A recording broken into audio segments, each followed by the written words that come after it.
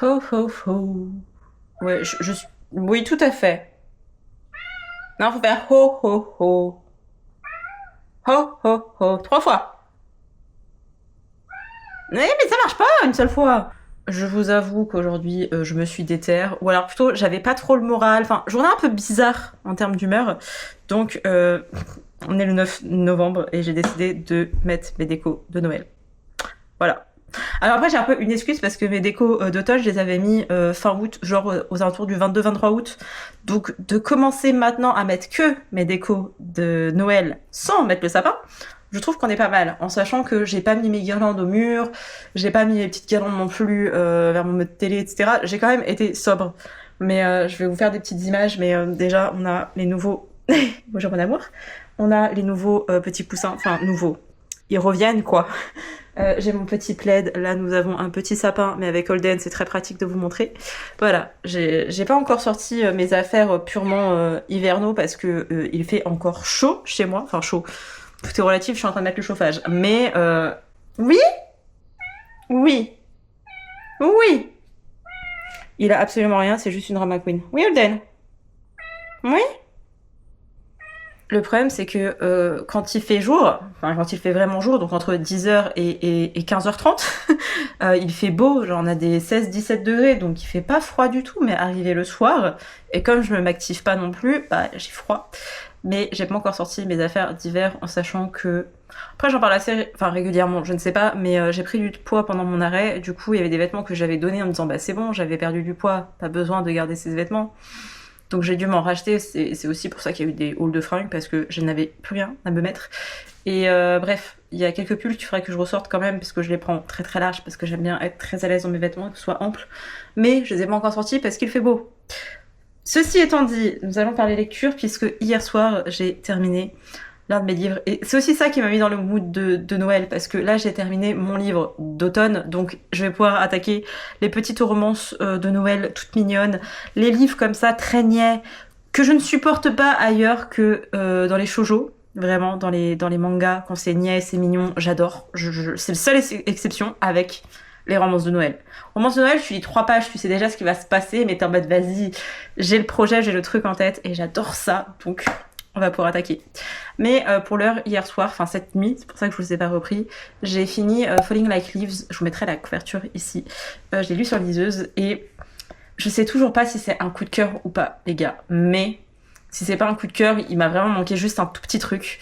Mais c'était trop bien. Je sais plus si j'en avais fait le résumé dans le précédent vlog, mais on suit une jeune fille qui va suivre sa maman dans une petite ville du Connecticut. J'ai dû vous en parler parce que ça me parle, ça. Et elle a pas envie, mais ses parents, ça ne va plus entre eux et ils font une sorte de break. Et elle va là-bas, elle est pas contente, elle va aller chez sa tante avec sa cousine. Et en fait, Elise, notre héroïne, a déjà passé du temps dans cette ville slash village, petite ville des États-Unis quoi. Et elle a eu plus ou moins un crush sur un garçon et c'était réciproque. Et là, elle le retrouve et le mec est infâme avec elle, alors que c'est genre un gentil garçon. Donc elle comprend pas genre qu'est-ce qui se passe et personne comprend entre guillemets sa haine pour elle. C'est pas un ennemi sous lovers, hein, c'est un mec qui est pas très content de son comportement à Elise, parce que Elise est quand même très carriériste. Il faut aussi savoir que Elise, elle a une passion pour la mode, mais c'est quelque chose qu'elle a refoulé et qu'elle ne fait pas parce que son père ne considère pas ça comme une carrière, et que elle a envie d'intégrer Columbia et faire comme son père et reprendre le cabinet d'avocat. Petit doute, non, de journaliste. Le cabinet, enfin l'entreprise de presse, je ne trouve plus mes mots en français, c'est une horreur. Mais bref, elle reprendra l'entreprise de son père et c'est pour ça qu'il faudrait qu'elle fasse cette carrière-là. Et elle en a envie et c'est une bonne élève et en fait elle a tendance à pas avoir de vie. Et là, elle va arriver dans un village full automnal avec des couleurs rouges, orangées, jaunes, des citrouilles. Tous les week-ends, il y a un événement lié à l'automne, ok ? Et sa tante est la mairesse de ce village, de cette ville. Et voilà, on est sur une romance young adult. Bien sûr qu'il y a quand même des clichés qui sont apparentés avec des gros guillemets à ce genre, en tout cas avec cette classe d'âge. Mais c'était tellement bien. Beaucoup de gens ont lu le Pumpkin Spice Café en voulant avoir cette ambiance-là et ne l'ont pas trouvé. Je fais partie de cette team. Et j'ai trouvé qu'il y avait trop de sexe ou de scènes de séduction entre eux. Et j'étais là, yo, pas ce que je voulais. Moi, je voulais une romance mignonnette en automne. Et Falling Like Leaves, c'est exactement ça. Il y a une petite romance, enfin une petite romance, on la voit, la romance elle est présente et c'est autour de la romance de manière générale que s'articule toute l'histoire, mais c'était pas trop niais non plus, et vraiment un ascenseur émotionnel. J'ai fait des vocaux à une copine pour lui faire des updates de ma lecture et vraiment c'était... j'étais là, ah mon dieu. Ah oui, parce que dans cette histoire on parle de Taylor Swift, ah non mais faut que je vous en parle, parce que Taylor Swift, elle a dominé le monde, on le sait. Mais à ce stade-là, vraiment une propagande. Mais quand je faisais mes vocaux, j'étais en mode, ah, il y a telle chanson de Taylor, elle est trop bien. Où il y avait des références directement dans le texte. Du coup, j'étais en mode, attends, mais là, c'est Taylor avec son mec. Et là, c'est par rapport à la chanson de Taylor. On est bien d'accord qu'elle dit cette phrase-là. Oui, c'est ça, c'est par rapport à la parole. Et des fois, il y a les titres des chansons et j'étais là, ah ouais, complètement le mood cardigan, là, actuellement. Ah oui, puis là, on est plutôt sur Getaway Car et j'imaginais la scène, genre, incroyable, vraiment incroyable. Vive la dynastie Taylor, juste trop contente de la retrouver dans des écrits comme ça, de manière complètement random. Et autant je trouvais que dans, c'était comment, La Menteuse, il y avait des références à Taylor Swift où elle parlait du fait d'être fan de Taylor Swift et je trouvais pas que ça avait son intérêt, que ça servait l'histoire. Autant dans cette histoire-ci, les chansons sont bien intégrées, où c'est en mode, c'est des adolescents qui traînent ensemble dans une petite ville, il y a les cours qui ont toujours lieu et à des moments ils écoutent du Taylor comme nous on écoutait je ne sais pas quelle chanson quand on était adolescent, parce que vraiment nos chansons étaient tellement honteuses. Mais voilà, c'était vraiment trop bien ça aussi. Et à des moments t'es là genre... Et je chialais pour tout et n'importe quoi les gars. Je pense que c'était mes hormones, mais vraiment j'étais là, oh là, mais c'est trop... C'est triste, mais c'est réaliste, tu dis. Et après t'es là genre, oh là là mon dieu, ça va mieux, ça va mieux. Et puis après genre, nouveau truc. Et même par rapport à l'histoire de ses parents, c'est quelque chose, enfin l'histoire des parents, les adultes sont présents dans cette histoire et c'est ce que j'ai apprécié. Alors ils sont pas omniprésents à contrôler la vie des jeunes comme si ils avaient 8 ans, parce que ça reste quand même des adolescents qui ont 17, ils vont sur leurs 18 ans, mais pour autant il y a les parents qui sont présents, qui ont des responsabilités. Il y a toujours ce truc de, vraiment, tu te demandes si aux États-Unis ils sont faits comme nous, où il y a aucune méfiance, c'est genre ouais vas-y, tu peux sortir de chez toi à minuit et c'est ok, parce que bon, tu sais chez qui tu vas. Enfin, moi, jamais on m'aurait autorisé ça, en fait. Mais en soi, ça paraît pas non plus pas du tout réaliste, parce que je sais que dans des plus petites villes que la mienne, ou dans des villages, c'est un truc qui se fait aussi, et ça peut se faire beaucoup plus avec les garçons que les filles, où on est toujours en insécurité, encore plus la nuit. C'était une super bonne lecture. Je sais pas si c'est un coup de cœur ou pas, parce que je me dis, ah, il m'a manqué un petit truc, il y a des moments, il y a des choses qui m'ont un peu... le truc où... à chaque fois, il y a tout le pitch d'un seul coup, où il y a une grosse tirade pour expliquer les choses. J'aime pas ça, mais en même temps ça fait partie de l'histoire, et en young adult notamment, comme dans les thrillers, vous avez toujours se dérouler, et ça fait partie presque du genre littéraire à ce stade-là. Donc ça m'agace, mais en même temps j'aime bien, parce qu'on évite d'aller dans des détails inutiles, et c'était bien rythmé, il y avait pas de temps de mort. Je voulais une histoire mignonne dans une ambiance d'automne, et j'ai été servie, et je me dis, ah...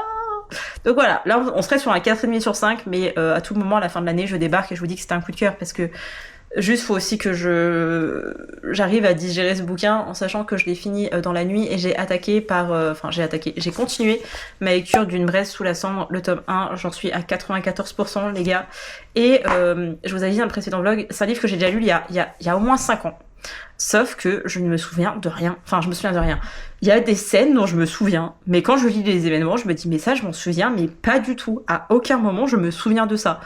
Donc soit je l'avais lu tellement vite que mon cerveau n'avait pas eu le temps d'enregistrer les informations, soit ça fait tellement longtemps et j'ai lu tellement de livres depuis, enfin je veux dire en termes de romans, j'ai dû lire 300, 400 romans depuis. Tu m'étonnes qu'il y ait des éléments que j'ai oubliés, mais il y a des scènes qui sont très même visuelles dans ma tête, comme si j'avais vu le film de ce bouquin, alors qu'il n'y a pas d'adaptation, hein. Mais vraiment tout ce qui concerne la commandante, la mère de notre héros, qui est la commandante et qui est une femme horrible, mais vraiment horrible. En tout cas, dans le premier tome, je sais pas l'évolution de son caractère dans les prochains tomes, mais voilà. Il y a des scènes avec cette femme, je les avais vraiment visuelles, et elles ont eu lieu, ces scènes. Donc, il y a quand même des choses qui m'ont marqué. En fait, tous les trucs violents et horribles, je m'en souviens. Comme il y a une épreuve, parce qu'il y a 4 épreuves que passent des jeunes, ça aussi, je les avais en tête. Et quand je les ai retrouvées, j'étais en mode, ah oui, ça, je me souviens qu'il y avait un truc traumatisant comme ça.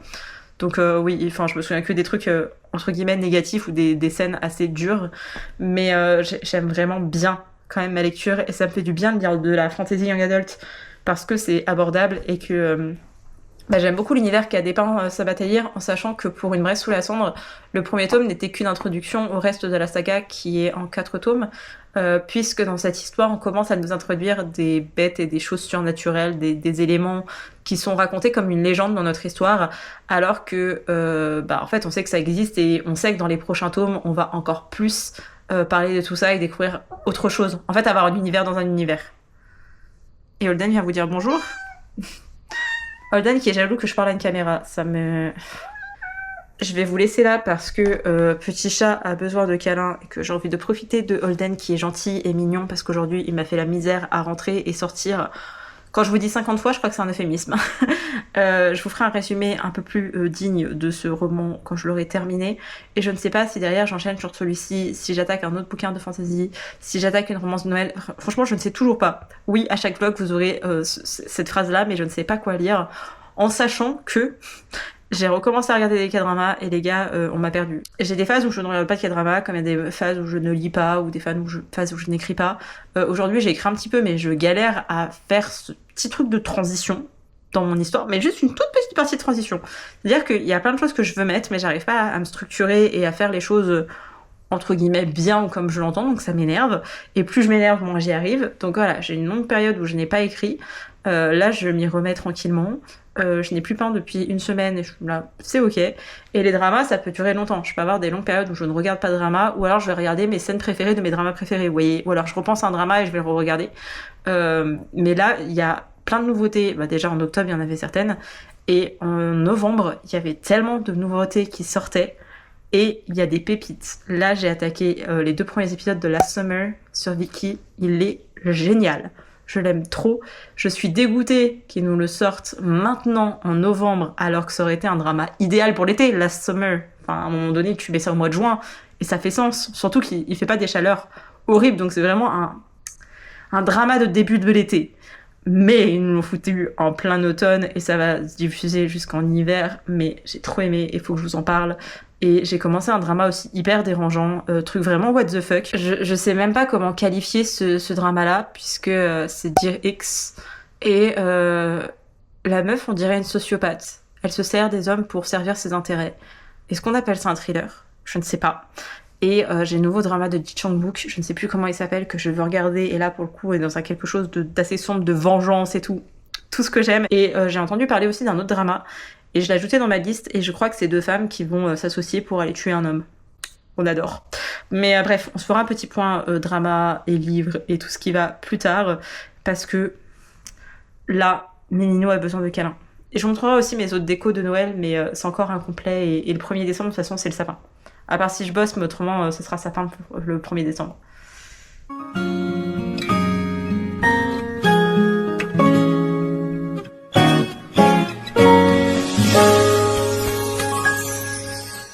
언제쯤이면 난 밤을 할까 밤새워 고민해도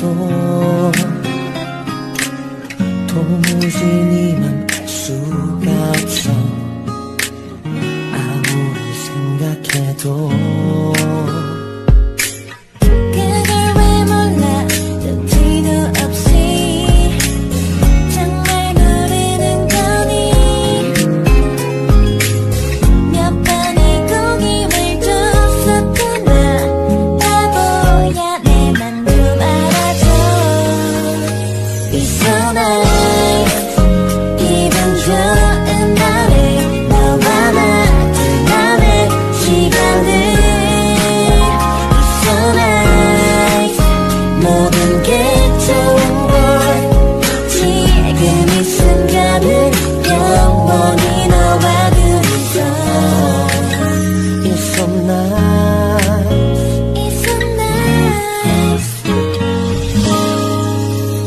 Je vous retrouve dans mon merveilleux pyjama Noël, parce que ça y est, c'est Noël dans ma tête.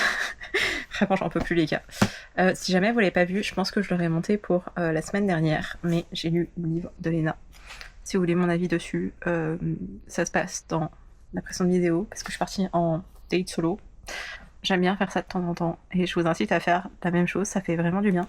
Et j'en ai profité en fait pour dégommer le livre de Léna. Je pensais pas le lire aussi vite, mais il était vraiment très bien, et il va finir dans mes étagères. C'est juste que ça me perturbe parce que c'est pas publié chez Robert Laffont et que du coup en termes de lettres ça ne va pas le L par rapport au R, donc j'ai envie de le mettre à côté mais ça coïncide pas et voilà. Mais bref, je suis vraiment trop fan de cette couverture là, elle est trop belle. Anyway, je revenais vous voir pour vous faire un petit résumé d'une braise sous la cendre et essayer de vous expliquer de quoi parle ce livre, mais je suis très mauvaise pour en parler. Ça fait la 3e fois que j'essaye de vous faire un résumé d'Une braise sous la cendre, mais je le fais très mal. Retenez juste que c'est un univers de fantasy young adult où on suit notre héroïne qui a vu sa famille être tuée devant elle et son frère être kidnappé, enfin plutôt être arrêté. Elle cherche à faire pas partie de la résistance, mais à demander de l'aide à la résistance puisque ses parents étaient des membres actifs de la résistance à l'époque.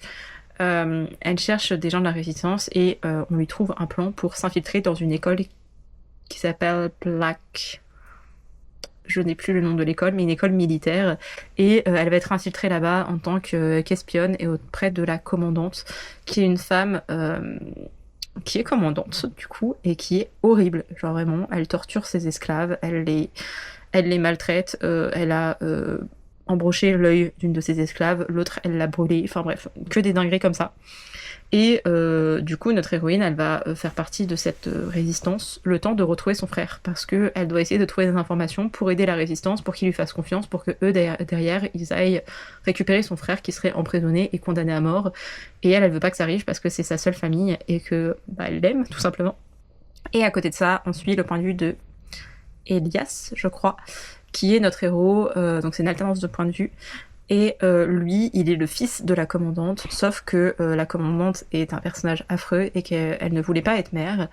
Elle est devenue mère sans vraiment le vouloir, elle est tombée enceinte par accident, et elle a abandonné son fils au milieu du désert, sauf que lui, il a été récupéré par des gens du voyage, on va dire une communauté de gens du voyage, et à ses 6 ans, il y a des mercenaires qui l'ont récupéré, et des gens qui faisaient partie de cette école, et donc qui ont mis ce gamin dans cette école militaire, et il a suivi un entraînement, sauf que lui, il devrait devenir un masque, donc ce sont des guerriers à part entière qui portent un masque, et en fait, à force de porter ce masque, il se fond sur votre peau, et en fait, il devient votre seconde peau.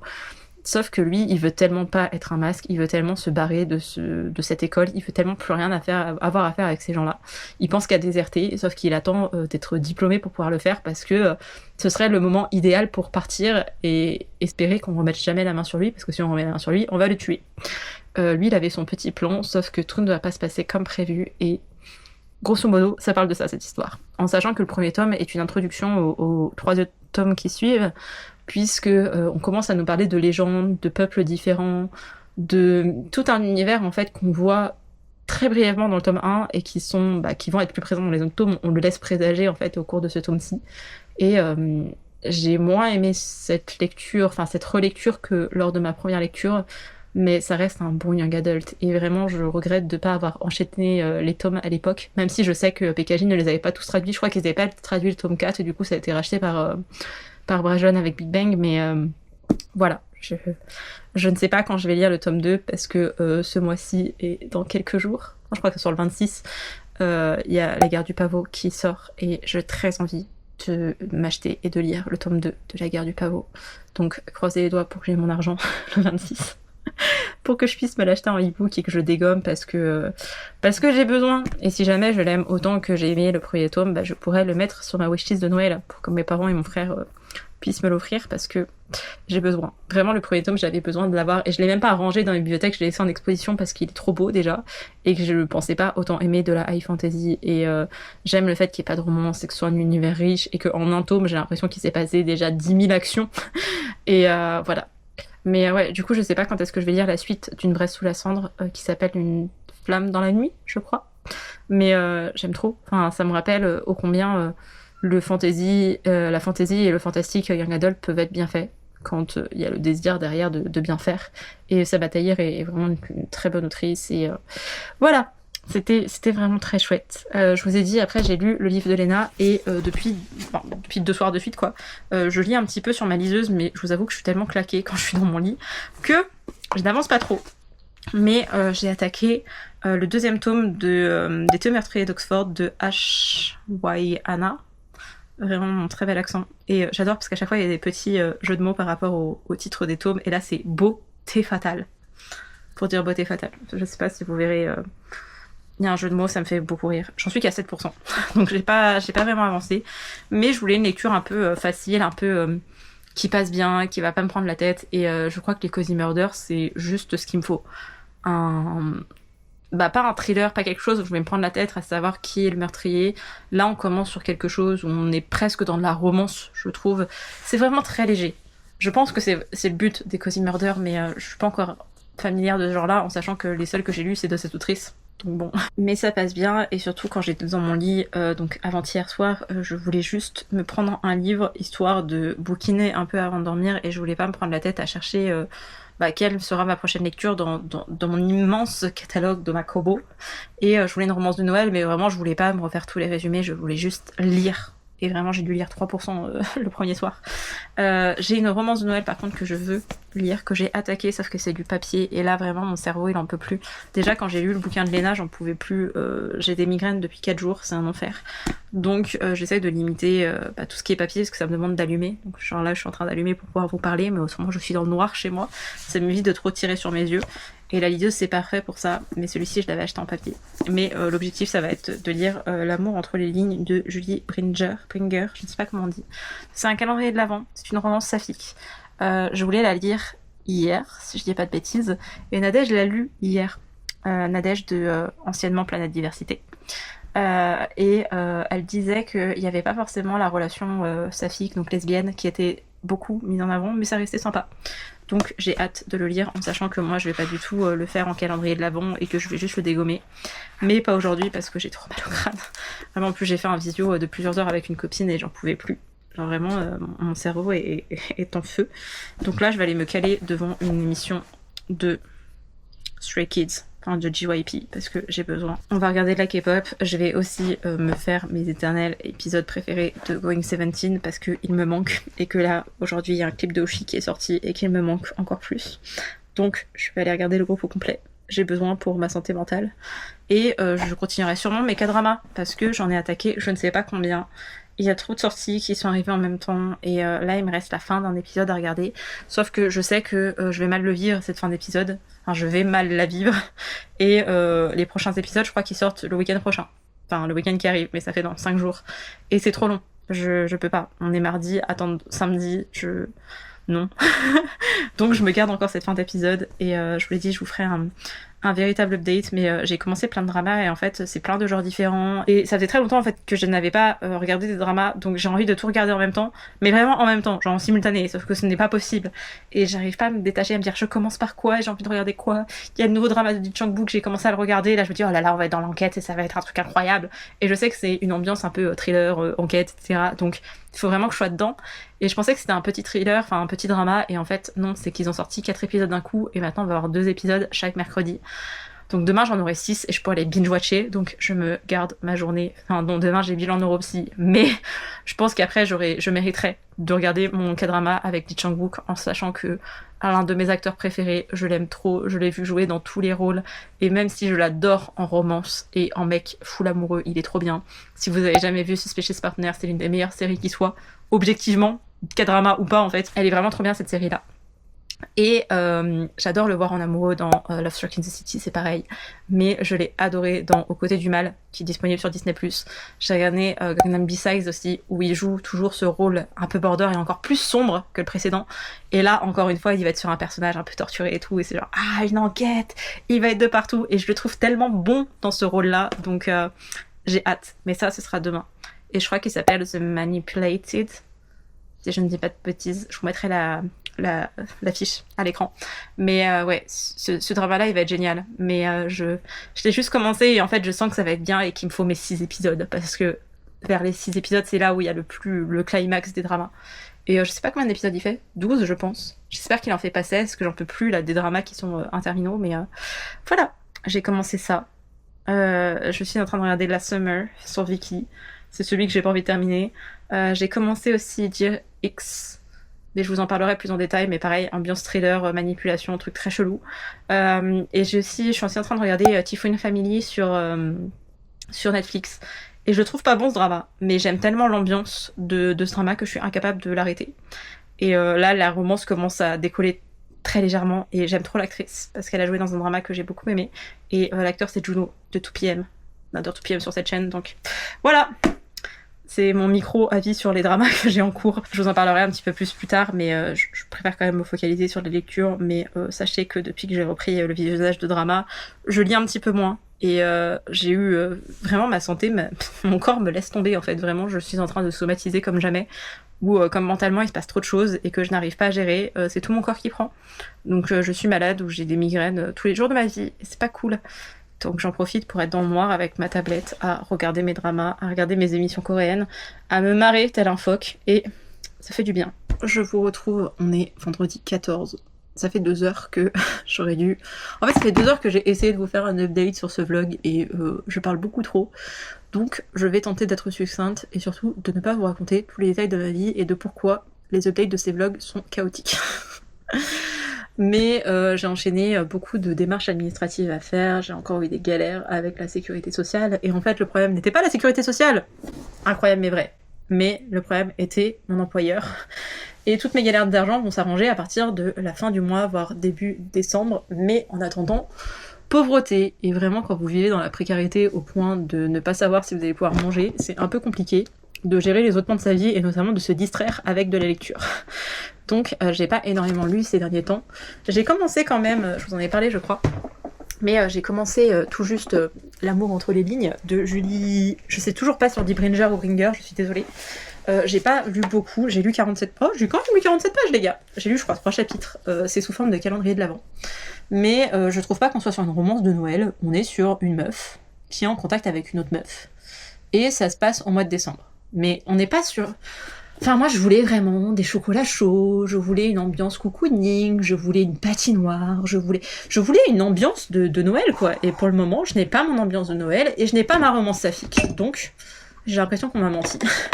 Et j'ai vraiment mal au crâne depuis plusieurs jours, donc je me suis pas forcément beaucoup posée pour bouquiner en papier. J'ai beaucoup plus bouquiné sur ma liseuse. Enfin, j'ai plus lu sur ma liseuse qu'en papier, mais j'ai pas pour autant énormément lu. J'ai avancé dans les Thés meurtriers d'Oxford, donc le tome 2. J'en suis à 25% maintenant, donc c'est pas énorme, mais mercredi, j'ai enchaîné rendez-vous neuropsy avec démarche administrative l'après-midi. Hier, j'avais une mission d'intérim dans le handicap et auprès d'enfants. Et c'était hyper intéressant, mais ils m'ont rincé. Et ce matin, j'avais un entretien d'embauche, puisque je sais pas quoi faire de mon avenir. Vraiment, je ne sais pas quoi faire. Donc j'ai été à un entretien, ça s'est très bien passé. On peut déjà me signer une promesse d'embauche, parce que le poste se libère en février, donc je pourrais commencer au mois de février, mais je me laisse la semaine pour réfléchir. J'ai vu ça avec la directrice ce matin, et voilà. Et grosso modo, ma vie en ce moment s'articule autour de démarches administratives, de me prendre la tête avec tous les organismes et tous les trucs où potentiellement il y a de l'argent qui est là-dedans, et surtout avancer dans mon bilan neuropsy, et j'en ai déjà parlé à plusieurs reprises, mais là je suis dans mes démarches concernant le TSA, et c'est éprouvant en fait de décortiquer soi-même sa vie, et des choses où j'étais... Enfin, vraiment, il y a des choses où j'étais persuadée d'être dans le vrai, et il s'avère que je suis dans le faux. Et ce décalage-là, c'est ça qui fait que je ne suis pas adaptée socialement. Et c'est ça qui fait que je rencontre plein de difficultés dans ma vie, et c'est compliqué. Dit comme ça, c'est très abstrait, mais dans l'autisme, la chose qui est la plus perturbée, c'est la communication. Et quand on parle de communication, les gens pensent que parce que on verbalise les choses, ou parce qu'on parle, ça veut dire qu'on sait communiquer et rentrer en lien avec les gens et avoir des discussions et être à l'aise, ou en tout cas de pouvoir avoir un échange, alors que en fait non. La communication, ça passe pas que par déjà ça passe pas que par le verbal, il y a aussi tout le non-verbal, il y a tous les sous-entendus, et il y a toutes ces choses au niveau du langage qui sont impliquées. Et dans mon cas, ma communication, elle est dégueulasse en fait. Et c'est pas parce que je suis sur internet et que je m'affiche et que je souris et je fais des gestes que ça veut dire que je suis adaptée socialement, parce que en réalité je ne le suis pas du tout, et que ce soit entre l'autisme et le TDAH, c'est un enfer en fait. Et pareil, les vidéos c'est assez trompeur, parce que vous voyez un bout de vie, c'est ce que je dis à chaque fois, et c'est pour ça que quand je parle du lien parasocial, je rebondis beaucoup là-dessus, mais vous voyez qu'un petit morceau de ma vie, et vous voyez pas tous les éléments de mon quotidien, et tout ce qui fait que je suis impactée et handicapée dans mon quotidien. Et là j'ai eu des nouvelles d'ailleurs de la MTPH, je sais pas si je vous l'avais signalé, mais j'ai eu mes reconnaissances. Donc, alors, le fait d'avoir une reconnaissance handicapée, ça veut tout et rien dire. Il y a des maladies qui peuvent être reconnues comme handicapantes, mais qui restent entre guillemets des maladies. Et Il y a d'autres choses où des troubles peuvent devenir des handicaps. Si vous êtes en dépression et que vous êtes dans une dépression sévère et qui dure depuis des années, enfin, en tout cas qui dure dans le temps et qui est... C'est même pas forcément qui dure énormément dans le temps, c'est pas parce qu'il faut attendre d'avoir genre 5 ans ou 10 ans de dépression pour faire un dossier MDPH. Hein. Mais sachez que quand vous êtes dépressif, vous pouvez faire un dossier MDPH. Ce qui détermine un dossier MDPH, ça va être le certificat médical qui est joint au dossier et votre vécu et votre parcours. Vous faites un courrier, soit vous le faites manuellement parce que c'est fourni dans le dossier, soit vous le faites à l'ordinateur, peu importe, et vous le joignez à votre dossier. Vous expliquez en quoi votre vie est compliquée, comment vous vous situez dans votre quotidien. C'est ce que j'ai fait. Je crois que mon document fait 7 pages. 6 ou 7 pages, j'ai un doute. Entre 6 et 8 pages. J'ai expliqué toutes les problématiques que je rencontrais dans ma vie et qu'est-ce qui faisait que c'était compliqué d'être moi et de vivre au quotidien et toutes les choses qui étaient, qui n'étaient pas faciles à vivre. J'ai fait ce dossier-là, je l'ai fait en avril, sauf qu'entre-temps, on a demandé des documents de la part de mon psychiatre qui l'a rempli. Et maintenant, je peux le dire, je sais pas si ça change quoi que ce soit pour vous, mais j'ai le droit à l'AAH, donc qui est l'allocation adulte handicapé, c'est-à-dire que demain, si je décide de ne pas travailler, parce que, en fait, la MDPH, la commission de la MDPH a jugé que dans mon cas, le travail pouvait être contraignant et que je pouvais bénéficier de la l'AAH parce que travailler me prend tellement de temps et d'énergie et est tellement éprouvant psychologiquement et physiquement pour moi que je peux avoir le droit à cette allocation. Cette allocation, elle n'est pas forcément facile à obtenir. Donc quand vous l'obtenez par rapport à votre vécu et par rapport à vos pathologies, c'est que vous êtes bien handicapé. En sachant que c'est des pourcentages, la MDPH dit rarement que vous êtes handicapé à plus de 80%, donc je suis située entre 50 et 80%, enfin 50 et 79%, mais voilà, j'ai le droit à la AH, j'ai aussi une reconnaissance RQTH, que je ferai valoir ou pas à l'avenir, ça c'est mon choix. Et j'ai aussi le droit à la CMI prioritaire, donc je vais enfin pouvoir retrouver une vie un petit peu moins solitaire, ou un petit peu moins isolée plutôt, parce que le nombre de fois où je m'interdis de faire des choses parce que en fait il y a des files d'attente, et que je passe au Caisse Express, mais quand il y a même du monde au Caisse Express, je suis capable de poser tous mes articles, voire même de pas faire des choses, parce que je sais qu'il va y avoir des gens, et que l'idée de voir des gens et d'avoir des gens, non, je peux pas. Et c'est des choses que vous pouvez pas voir, et si je ne vous le dis pas, vous ne savez pas. Initialement, cette chaîne est une chaîne Booktube. Alors oui, je fais des vlogs et je partage des petites choses de mon quotidien, et en ce moment, mon quotidien, c'est de faire un bilan neuropsychologique, donc oui, forcément, je partage ces petits bouts-là, même si je vous partagerai pas en détail ce qui se passe, et que je ne sais toujours pas si je ferai une vidéo un jour sur mon TDAH et mon potentiel TSA. Parce qu'on est toujours sur un truc où, en fait, théoriquement, enfin, comment je pourrais dire, officieusement, je sais que c'est un TSA, officiellement, mon psychiatre n'a pas encore statué. Mais si je sais qu'officiellement c'est un TSA, c'est parce que mon psychiatre lui-même l'évoque. C'est très le fouillis et j'ai une situation assez particulière, mais voilà, je ne sais toujours pas si un jour je vous ferai une vidéo sur le sujet, parce que ça peut aider des gens, et je trouve ça bien que quand on a des informations et quand on a des parcours plus ou moins atypiques, parce que vraiment j'ai pas un parcours typique et très, très standard par rapport à mes détections de TND, ça pourrait apporter des éléments aux gens, mais le problème c'est qu'il y a des gens aussi qui risquent de s'identifier à moi et à des morceaux de ma personnalité, et qui risquent de prendre mes TND pour les leurs et dire ah bah en fait si j'ai ça dans ma vie c'est que j'ai la même chose que Pauline, alors que non, j'ai aussi des traits de ma personnalité, et ce qui fait un diagnostic de toute façon c'est différentes caractéristiques, et dans le cadre des TND c'est des choses qui doivent exister depuis votre naissance et jusqu'à vos 12 ans parce qu'il y a la partie enfance et ensuite il y a la partie adulte où quand vous faites un diagnostic adulte c'est pas les mêmes choses que quand vous êtes enfant. Il y a d'autres choses qui rentrent en jeu parce que vous avez aussi un autre vécu et que vous avez pu faire ce qu'on appelle du masking, et le masking est utilisé que dans le cas de l'autisme et du TDAH. En tout cas, je l'ai jamais vu utilisé en dehors de ça. Et voilà. Et vous pouvez faire une dépression et vous pouvez avoir un trouble anxieux et à des moments on peut croire que c'est un TSA ou un TDAH et pas du tout. Et il y a des personnes qui sont convaincues de ne pas avoir de TSA et de TDAH et finalement c'est ça. Et qui est cette dame. Vraiment, quand mon psychiatre m'a parlé de TDAH pour la première fois, j'ai fait mais qu'est-ce qu'il dit celui-là? Pas du tout. Et après avoir fait le test, en fait j'ai un TDAH qui est mixte et qui est de sévère à modéré. Donc la pauvre pigeonne que je suis qui pensait ne pas du tout en avoir, en fait je me retrouve dans le cas le plus entre guillemets extrême du TDAH. Voilà, et qui est passé sous silence pendant tout ce temps parce que j'ai un utérus. Voilà, c'est la seule justification, c'est celle-ci. C'est vraiment la méconnaissance médicale, le mépris de la société pour les femmes, et le fait que les femmes n'ont pas forcément les mêmes caractéristiques que les hommes, parce que le problème des diagnostics différentiels, c'est qu'ils sont basés sur des caractéristiques masculines. C'est-à-dire que le TSA, on avait vu que c'était comme ça chez les petits garçons, on est parti du principe que c'était pareil pour les petites filles, et on s'est dit, oh, bah il y a plus de petits garçons que de petites filles qui ont des TSA, c'est quand même bizarre. Non, en fait, la réalité, il y en aurait autant chez les filles que chez les garçons. Et peut-être qu'un jour, on apprendra qu'il y avait peut-être plus de filles que de garçons, enfin plus de femmes que d'hommes, ça après, ça dépend si on parle de l'enfance ou de l'âge adulte, mais voilà, de même que c'est avec les années, parce que là, vraiment, on est sur quelque chose, entre guillemets, de santé mentale, on est plutôt sur des troubles, donc c'est pas forcément que de la santé mentale, c'est plutôt biologique, pour le coup, c'est neurologique, mais pour on va prendre des infarctus, les infarctus, chez les hommes, c'est une douleur dans la poitrine, donc au niveau du cœur, qui s'irradie dans le bras. Chez les femmes, c'est des douleurs à l'estomac. Maintenant, on en parle, et on a un petit peu plus parlé de ces choses-là, mais il y a des femmes qui ont vraiment des brûlures gastriques, et qui ont l'habitude d'avoir des brûlures gastriques, et qui vont pas comprendre que c'est qu'elles sont en train de faire une crise cardiaque, quoi, que c'est un infarctus du myocarde. Et c'est aberrant, mais c'est une réalité que, voilà. Et il y a les mêmes... alors, c'est pas tout à fait les mêmes problèmes, parce qu'il y a une vraie différence entre les hommes et les femmes. Ça c'est clair et net, mais pour certaines pathologies, les personnes noires notamment vont pas avoir les mêmes caractéristiques que les personnes blanches, sauf que les études sont menées sur qui ? Des sujets blancs. Yay. Bref, je ne sais toujours pas si je ferai cette vidéo un jour, mais ma vie en ce moment se résume essentiellement à angoisser, à faire des budgets prévisionnels, parce que potentiellement bientôt je vais gagner de l'argent, donc c'est en mode ok, faut pas que je fasse n'importe quoi, il faut que je pense à ci, à ça, il faut que je m'organise, et j'ai aussi 630 € de neuropsy à payer, donc voilà.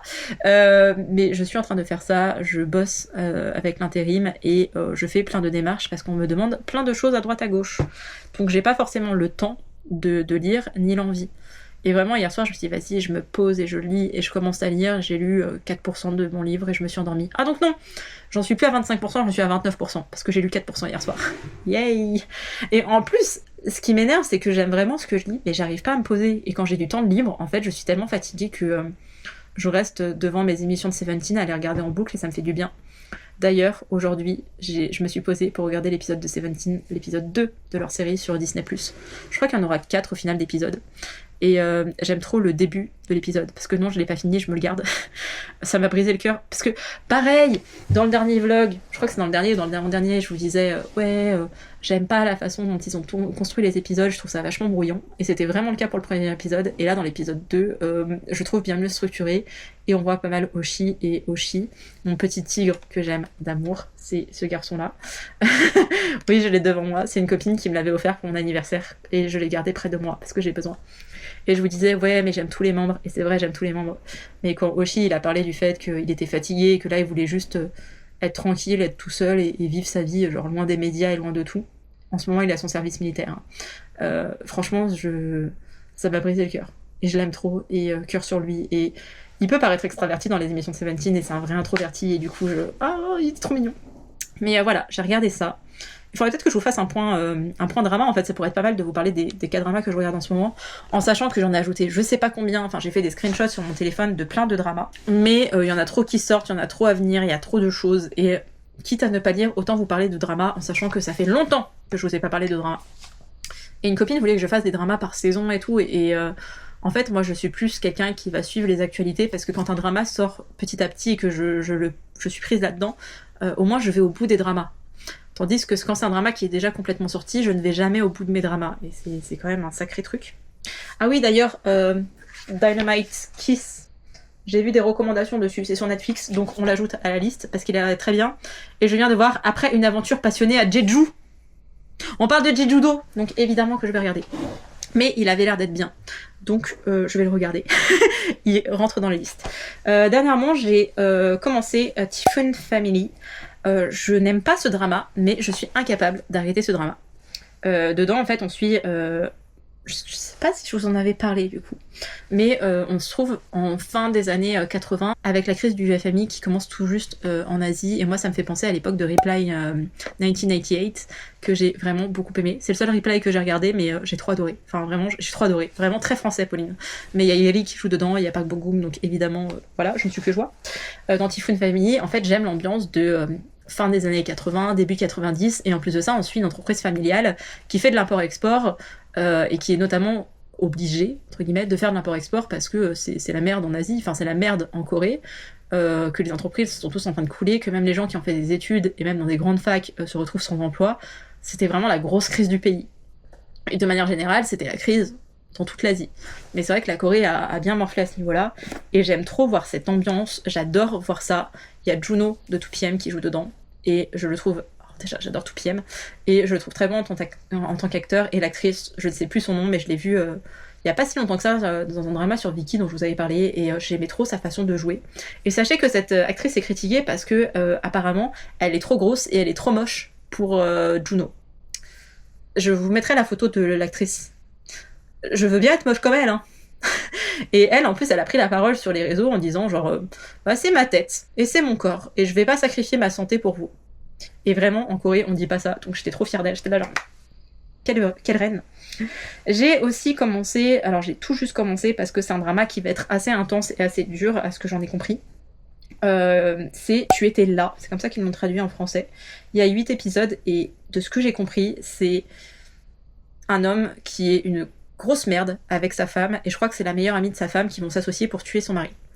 Ou c'est un délire comme ça. Mais il y a un truc de domination. Je sais pas si c'est le bon truc, mais on est vraiment sur les violences conjugales ou tout ce qui peut être un petit peu insidieux et qui existe notamment en Corée du Sud.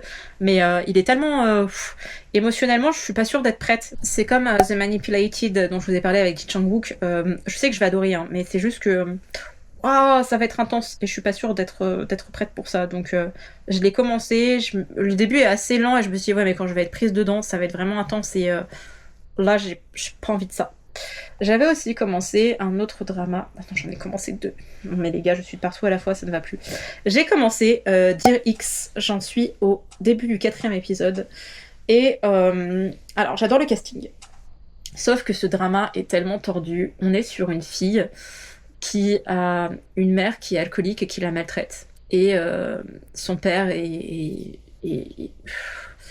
aussi tordu, hein. Mais bref, son père va tuer sa mère. Et elle va vivre un peu toute seule suite à ça, elle va vivre un peu avec son père, puis après elle va vivre seule à partir de l'adolescence. Et en fait, elle, c'est la plus grande manipulatrice de l'histoire, et elle a cette faculté, c'est même un don à ce stade-là, de retourner le cerveau des hommes et de leur faire l'inconcevable. Comment est-ce que je pourrais dire ça de manière un peu moins... J'essaie de trouver des exemples concrets sans vous donner des éléments d'histoire pour que vous ayez potentiellement envie de le regarder.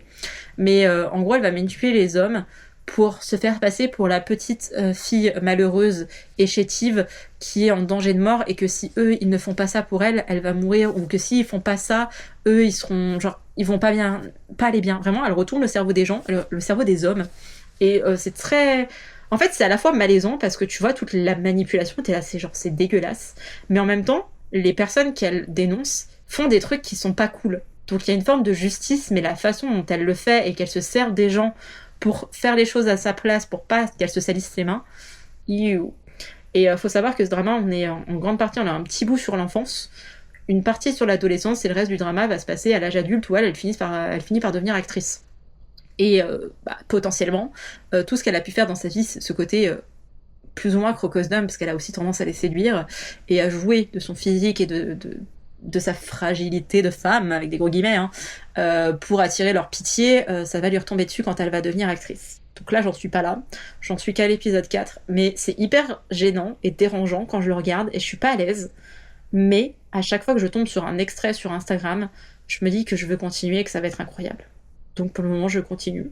Bon, ça fait longtemps que j'ai pas regardé, je crois que ça fait une semaine que j'ai pas regardé la suite, mais là, je suis retombée sur des extraits, les gars. Il faut que je les regarde. Et l'autre drama, le dernier que je suis en train de regarder, il s'agit de Last Summer, et j'avais trop hâte de le regarder. Et je sais pas si j'adore ou pas. Là, les prochains épisodes sortent demain et après-demain, si je dis pas de bêtises. Donc je vais pouvoir finir mon épisode 4. Parce que j'avais peur d'avoir un cliffhanger et de ne pas pouvoir regarder. Pour le coup, on est sur Viki, je ne sais pas si je vous l'ai dit, mais quoi qu'il arrive, il y aura les informations dans la barre d'infos. À chaque fois, je liste maintenant. Je ne sais pas si vous avez vu, mais on m'avait, entre guillemets, reproché de ne pas avoir la liste des bouquins en barre d'informations, et ça fait plusieurs mois que je fais ça. Je vous liste les bouquins dont je parle. Je ne mets pas forcément les noms des autoristes parce que j'ai la flemme. Et comme je retiens pas les noms des gens, c'est compliqué pour moi, et j'ai pas envie de faire des recherches quand je fais ma barre d'infos, j'avoue. Vraiment, la flemme me gagne à ce moment-là, et j'ai pas envie de faire ça. Et je vous mets aussi les noms des autres choses que je peux regarder ou vous conseiller quand je parle de documentaires, ou quand je parle d'une chaîne YouTube, ou quand je parle d'un compte Instagram, ou ce genre de choses. Voilà, je partage ça en barre d'infos. Last Summer, on est sur un plus ou moins enemies to lovers. Mais on est un enemies to friends to lovers plutôt. Et bref, on est sur une fille qui vit au nord du pays, pas très loin de Sokcho, qui est une ville au nord du pays côtière, si je dis pas de bêtises, ou pratiquement côtière. Et en gros, elle déteste être là-bas, sauf qu'elle continue de vivre là-bas parce qu'elle a une maison, et sa maison est assez particulière, c'est une maison siamoise. En fait, c'est 2 maisons qui ont été construites pour être indépendantes, mais avec une partie qui coexiste. Et elle veut vendre cette maison, sauf qu'elle ne trouve jamais personne pour vendre cette maison, et que elle peut pas partir sans les sous. Donc, elle cherche à vendre cette maison, et au moment où elle trouve des gens pour acheter cette maison, il y a son meilleur ami d'enfance qui débarque, et lui a les droits de cette maison, de l'autre maison siamoise. Et pour vendre sa partie-là de cette maison, il faut qu'elle ait l'autorisation de l'autre propriétaire de la deuxième maison, puisqu'elles sont collées et qu'elles sont rattachées par une pièce commune. Et ce mec-là a décidé de l'emmerder, et de ne pas lui céder ses parts, enfin c'est pas lui céder ses parts, mais de ne pas autoriser la vente, en tout cas de faire traîner la vente, et de faire recours à des procédures judiciaires, enfin juridiques, pour traîner tout ça. Sauf que eux, on sait pas s'ils sont sortis ensemble, si c'était que de l'amitié, on sait pas trop ce qui s'est passé, mais elle le déteste, et lui il fait tout pour la faire chier. Et il faut savoir qu'il y a un chien au milieu, il y a un magnifique Golden Retriever, qui est leur chien, ok, et vraiment ça me tue, et ça prend une direction que j'attendais pas, mais que j'ai deviné par la suite, et j'étais un peu déçue de deviner ce plot-là. Mais je veux pas le révéler parce que vraiment, j'aimerais que vous le découvriez.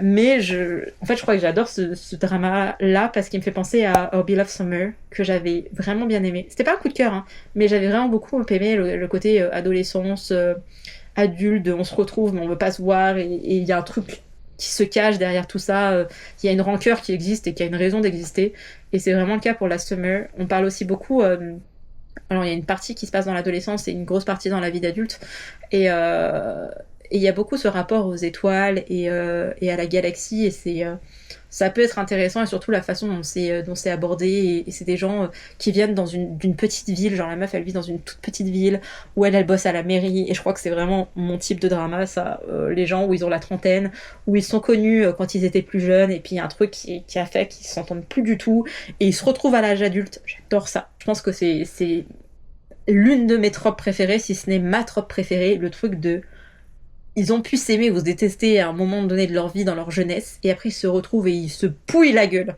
Mais il y a toujours un rapport de force qui est différent. En mode, il y en a un qui déteste l'autre, alors que l'autre est plus en train de teaser l'autre personne. J'adore. Donc là, vraiment, j'adorais ce drama. Ce sera pas un coup de cœur, je pense pas, parce que ça prend une direction où je suis un peu en mode, oh, je pensais pas que ça allait prendre cette direction, mais j'adore leur pseudo-complicité, haine, on sait pas trop ce qui s'est passé, etc.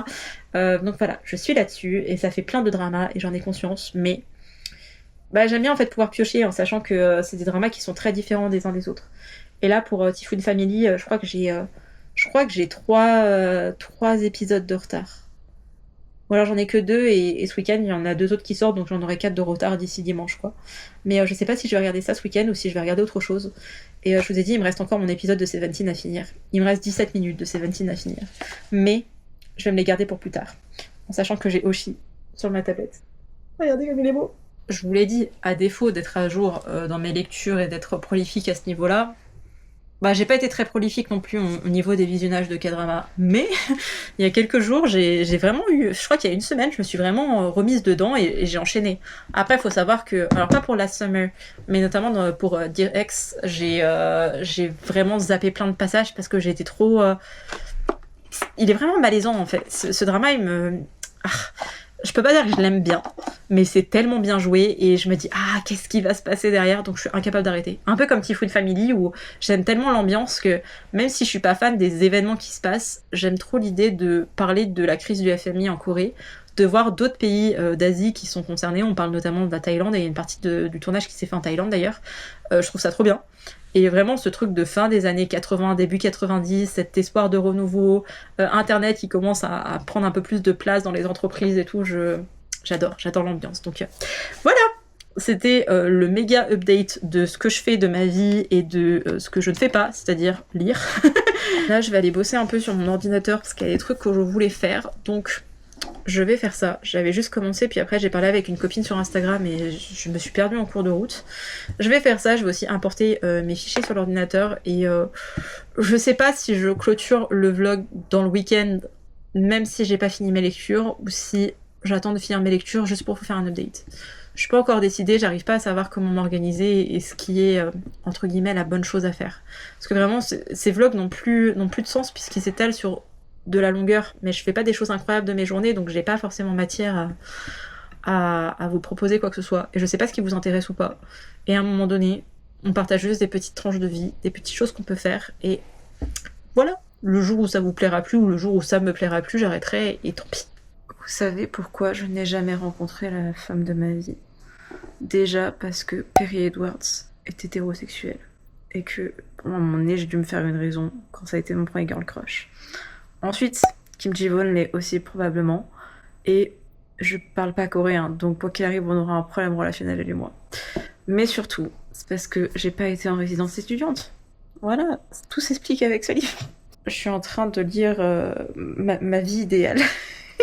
Ma vie idéale de meuf qui fait ses petits bails de son côté, qui fait des études qui lui plaît, qui a une meuf avec qui elle croise et elles vont plus ou moins se lier d'amitié. Un petit truc trop mignon entre elles, mais en même temps on peut pas, et j'aime trop. Enfin, j'aime trop. C'est pas incroyable, hein, vraiment, c'est pas incroyable, et pour le moment on n'est pas sur une grosse romance, et j'en suis à 165 pages sur 180, je crois. Donc bon, j'ai lu plus de la moitié et il s'est pas passé des choses extraordinaires. Après, on est sur une romance de Noël, donc faut pas trop en demander. Et je trouve qu'on n'a pas assez d'ambiance de Noël, on est beaucoup plus sur le côté vie étudiante fauchée. Donc ça fait du bien aussi de pas avoir des vies étudiantes où les gens ils vont faire des trucs incroyables. Genre là, ils viennent aller voir les Galeries Lafayette, c'est genre waouh, trop bien, on fait des trucs de Noël. Mais c'est bien plus réaliste et ça se passe à Paris, donc ils ont quand même les moyens d'être en résidence universitaire à Paris. Mais bon, il bosse à côté, donc bon, c'est pas forcément une chance, pas du tout Pauline. Je m'exprime très mal, je suis désolée, il est 1h40, et ici, alors ce n'est pas à l'heure parce que je n'ai pas changé l'heure sur mon horloge. Il est 1h40 parce que je bosse de nuit demain, et je bosse de 21h40, je crois, à 7h30. Il faut pas que je dorme, donc là, comment vous dire que j'essaie de décaler mon cycle, mais je suis pas... Je peux me coucher tard quand je suis dans mon lit en train de regarder des trucs de Seventeen, des dramas, ou que je suis vraiment prise dans une lecture, vous voyez. Mais c'est pas la même chose que d'être dans mon canapé, de me forcer à ne pas me laisser la possibilité de me coucher avant au moins 3h du matin pour décaler mon cycle du sommeil, en sachant que je fais ça depuis 2 jours et que j'ai trop peur de m'endormir demain. Alors qu'en soi, c'est pas grave si je m'endors un laps de temps très court, parce que je vais pas, enfin, tu veux dire, pas sereinement quand tu tombes de fatigue au boulot. C'est pas un sommeil profond et paradoxal, ou vous êtes vraiment dans vos rêves et tout, c'est vraiment, t'es en mode vas-y, tu piques du nez quoi. Bref, je suis désolée si je m'éparpille, et si je vous raconte ma vie, et si je ne vais pas au bout des choses, mais parlons de ce livre, puisque on est quand même sur 2 meufs qui vont finir par se date, et donc j'attends ça. Mais on suit ici Ariane, qui est étudiante en histoire, et qui bosse dans un magasin de mercerie et qui fait de la couture et qui adore ça. Et de l'autre côté, on suit Lynn, qui est vietnamienne et qui, elle, a fait des études, enfin est en train de faire des études de graphisme. C'est pas ce qu'elle voulait faire, elle voulait faire les beaux-arts, mais ses parents lui ont interdit. Et elle a trouvé ce juste milieu avec le graphisme.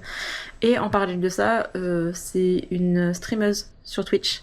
Et elle fait du contenu, surtout de peinture, où elle ne montre pas son visage. Et Ariane et Lynn sont amies sur les réseaux et s'entendent très bien, mais le jour où elles doivent se rencontrer, Lynn se défile parce qu'elle se rend compte que cette fille-là, elle la connaît et qu'elle fait partie de sa résidence étudiante, et que Lynn, personne sait dans sa famille qu'elle fait des lives sur Twitch, que ce sera très mal accueilli par ses proches si elle en parlait, et donc elle vit sa meilleure vie de Hannah Montana en sachant que dans sa résidence universitaire, il y a sa belle-sœur qui s'y trouve aussi. Donc il y a vraiment un risque que des gens le découvrent, qu'ils le disent à sa belle-sœur, que derrière son frère soit au courant, que les parents soient au courant, et que ce soit la merde pour elle. Et on est là-dessus.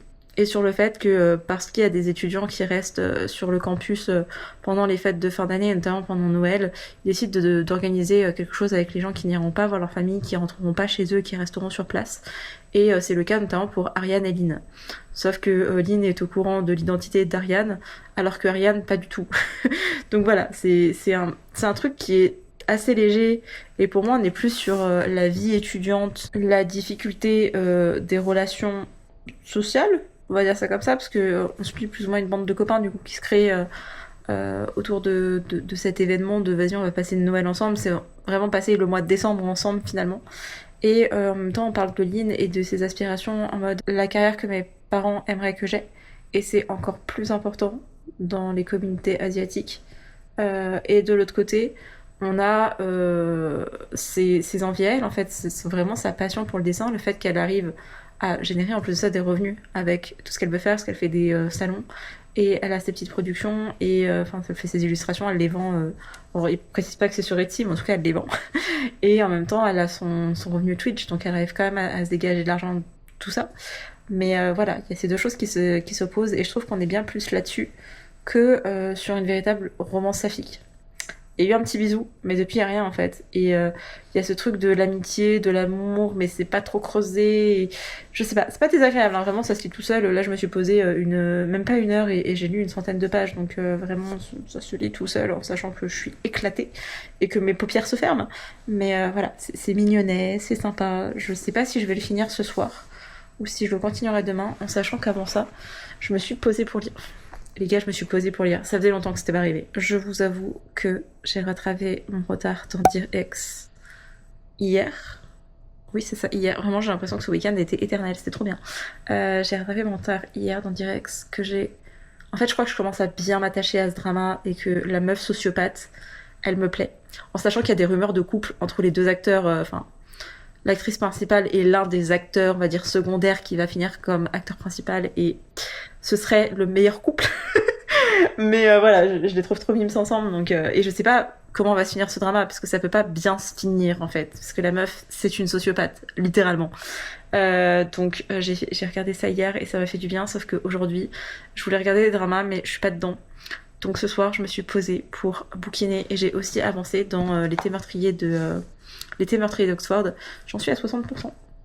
Et oui, quand je me pose pour lire, je lis vite. Le problème, c'est que j'arrive pas à me poser et que la vie est compliquée. Mais là, j'avais décidé de me prendre mon après-midi un peu tranquille. J'ai regardé tous mes trucs de Seventeen, j'ai regardé plein de trucs de K-pop, j'ai regardé toutes mes émissions de Monsta X que j'avais en retard. Et bah, j'ai pu me poser pour lire. Et ça, c'est bien. Et je suis assez fière de moi de réussir quand même à me décaler et à lire, parce que vraiment, d'habitude, lire, ça m'endort.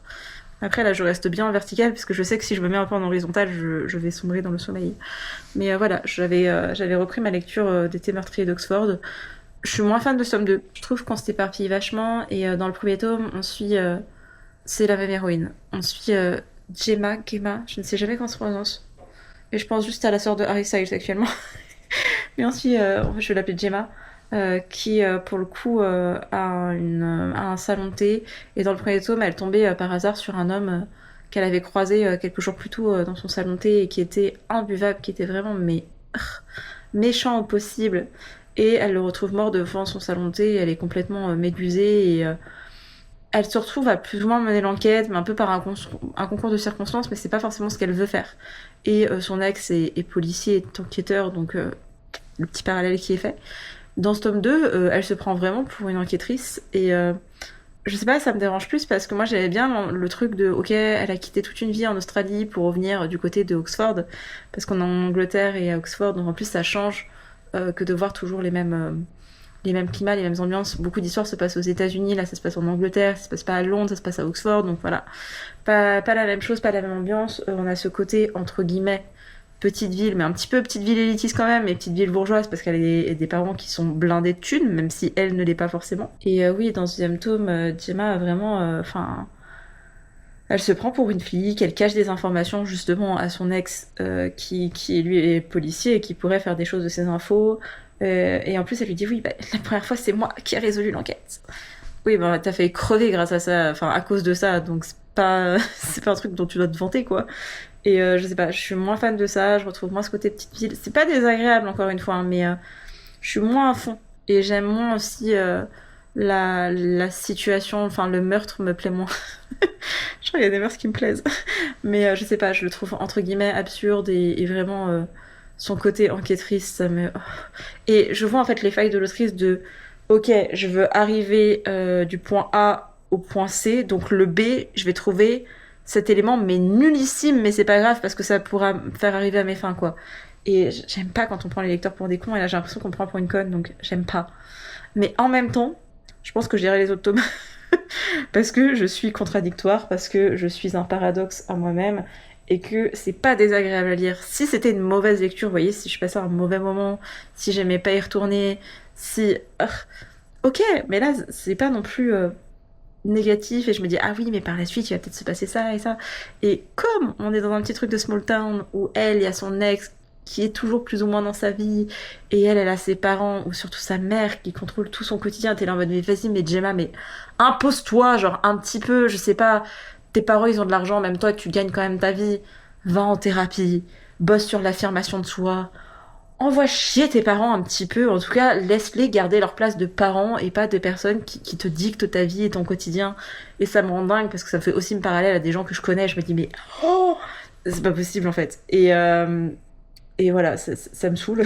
Mais en même temps, j'ai espoir qu'elle arrive à s'émanciper, et à s'affirmer, et à faire des choses. Du coup, je suis là genre, vas-y, tu peux le faire. Mais j'ai lu un petit peu ça ce soir, et après j'ai voulu basculer vers ma romance en me disant, vas-y, t'as plus mal à la tête. Surtout parce que je pense que mes migraines de ces derniers jours sont complètement liées au fait que je commence à me bloquer au niveau déjà de mon épaule, parce que mon épaule c'est mon gros point faible, et je somatise d'habitude au travail par rapport à l'épaule. Quand j'ai mal à l'épaule au travail, ça veut dire que je me prends trop la tête avec le boulot.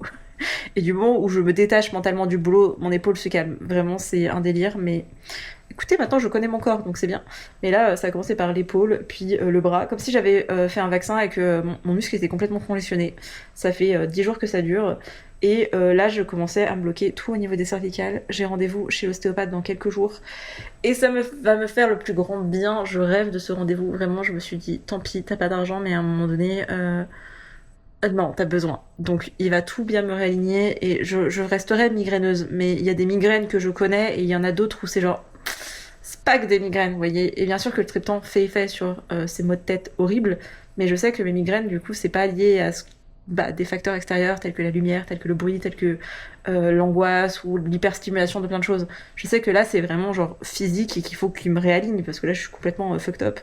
Et comme ça fait 2 ans que j'y suis pas allée, parce que l'année dernière, en fait j'y vais chaque année au mois de décembre, mais au mois de décembre l'année dernière j'avais un poignet en moins.